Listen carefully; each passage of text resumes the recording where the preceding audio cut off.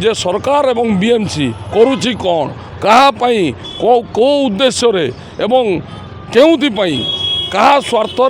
बिना fire safety थी से एत बड़ मार्केट को एत बड़ मॉल को मार्ट को कहीं अनुमति दिगला खोलवाई बीएमसी क्यों आधार रे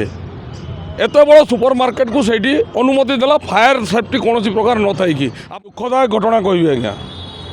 राज्यर राजधानी छाती उपर लिंगीपुर अंचल रे गतकाली राति 10टा साढ़े 10टा गोटे सुपर मार्केट रे निया लगी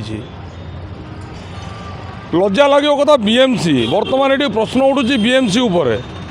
बीएमसी फायर सेफ्टी न थी कि क्यों आधार रे एत बड़ सुपर मार्केट को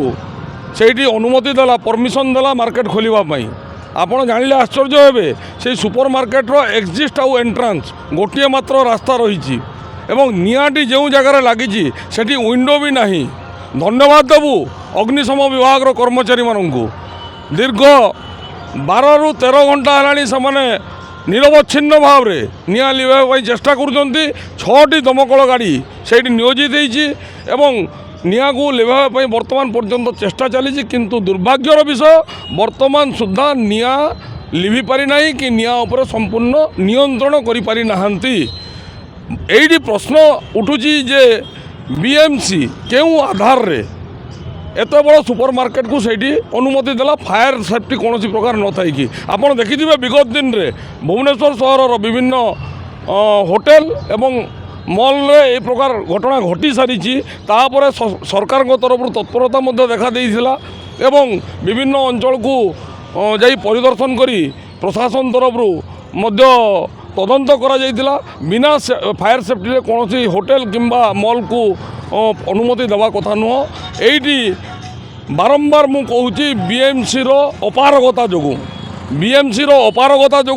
यही घटनाटी घटी जदि ता दिन बेला होता कि संध्या समय यही घटनाटी घटी था आपड़ चिंता करूँ केते जनक जीवन हानि घटी था। आज केवल से कपड़ा पड़ी कि प्लास्टिक पड़ी किंतु जदि से जदि दुकान खोला समय होता ताहले कौन अघटन कौ प्रकार अघटन घटी था सरकार बर्तमान सरकार चेता पोषार आवश्यक रही सरकार तापर ध्यान देवार आवश्यक रही बीएमसी तापर ध्यान देवार आवश्यक रही एवं सर्वशेष में आउथरे कहवाक चाहिए अग्निशम विभाग कर्मचारी मानकर अक्लांत परिश्रम एवं से निरवच्छिन्न भाव में जो 12 ରୁ 13 घंटा है निआ को नियंत्रण करने चेष्टा करुँच किंतु वर्तमान सुधा संपूर्ण रूपे नियंत्रण करें किंतु मु तो विश्वास रखुची से निआ लिभेबे निश्चित किंतु एइटी जो प्रश्नटी उठुची जे सरकार एवं बीएमसी करुच्ची कौन कहाँपाई कौ उद्देश्य एवं केउथिपाई कहा स्वार्थ